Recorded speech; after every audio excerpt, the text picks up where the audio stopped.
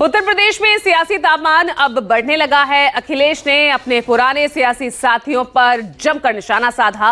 वो हर गठबंधन का साथी जिसने 2022 चुनावों के नतीजों के बाद पाला बदल लिया, उन पर तंज कसते हुए अखिलेश ने कहा, जो चवन्नी थे उन्हें रुपया बनाया, फिर भी छोड़कर चले गए।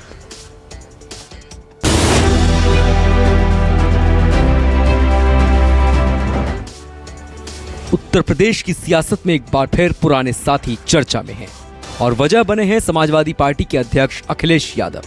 अखिलेश ने बिना किसी का नाम लिए अपने पूर्व सियासी सहयोगियों पर तीखा हमला बोला है।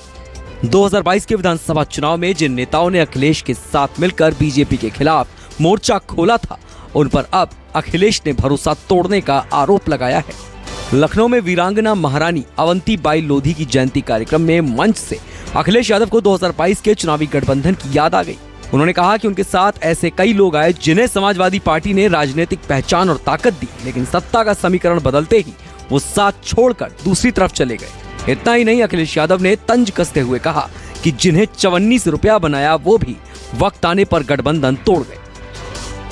जाने कहां से आ गए थे गठबंधन वाले। हम लोगों ने चवन्नी का रुपया बना दिया, तब भी हमें छोड़ के चले गए।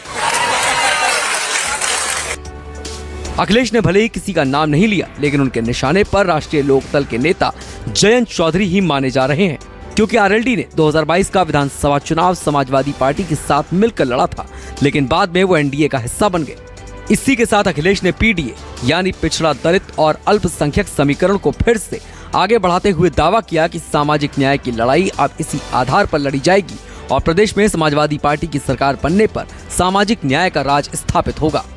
यानी 2027 की लड़ाई से पहले अखिलेश अपने पुराने साथियों को ये याद दिलाना नहीं भूल रहे कि राजनीतिक ताकत किसने दी थी। अब देखना होगा कि इस तंज का जवाब जयंत चौधरी की तरफ से आता है या नहीं, लेकिन इतना तय है कि चुनावी मौसम नजदीक आते ही पुराने रिश्तों की कसक फिर खुलकर सामने आने लगी है।